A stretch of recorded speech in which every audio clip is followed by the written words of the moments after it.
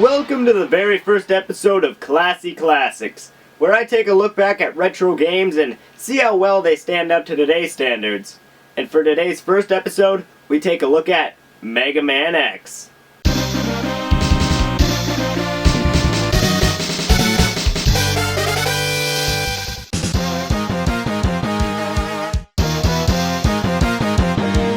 Megaman X, I have to say, is one outstanding game from start to finish. When it comes to story, gameplay, and atmosphere, it hits the nail on the head. The game teaches you how to play it just by playing through the first level, but this cool guy here already explained most of these aspects.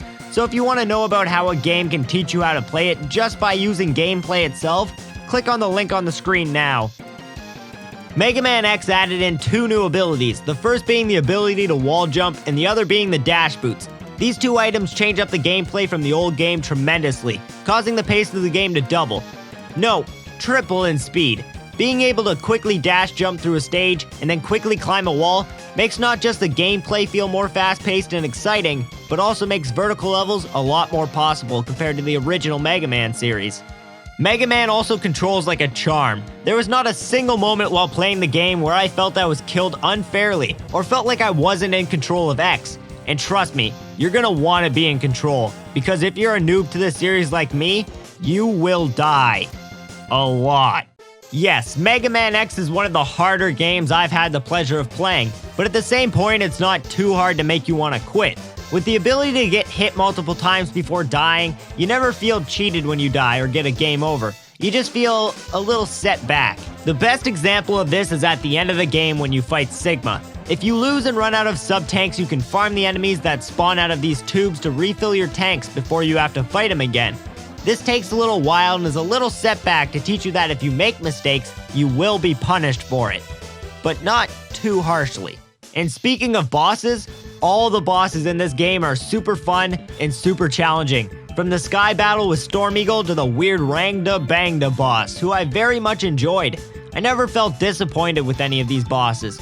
And just like the old Mega Man game, all the bosses have weaknesses to certain abilities you get. The graphics in the game are also outstanding. The switch between 8-bit and 16-bit is insanely noticeable. From the quality of X's animation to the environment around you and special weather effects, pulling together everything to make a super atmospheric game. The soundtrack for this game is fantastic. When I downloaded the soundtrack for this game, I could not find one song that I disliked. The deep low-pitch beats mixed with the high-pitch in-your-face chorus to make one epic soundtrack that always fits with what's happening in the game. A few select points I can say that really show off this perfect gameplay to audio syncing are the first time you meet Zero,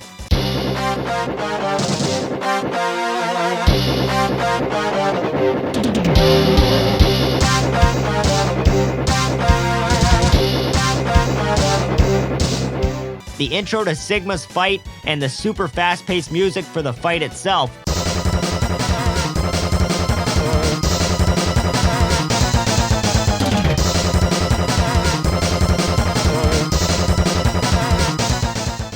And the stage intro music, which always gets you pumped to play the next level.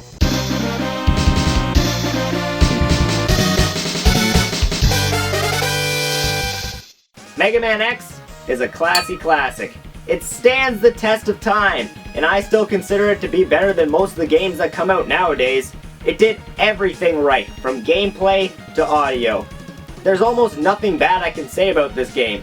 So, if you never played Mega Man before, like I had it before this review, go play Mega Man X. You won't be disappointed. Thanks for joining me for my very first Classy Classic.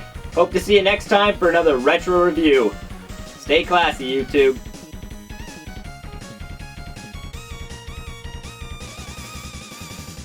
Well, there was the first episode of my new show. Hope you enjoyed it. And if you want to see what other kind of things I do, here's one of my top 10s and one of my reviews. Take a peek and see if you enjoy what you see. It's free.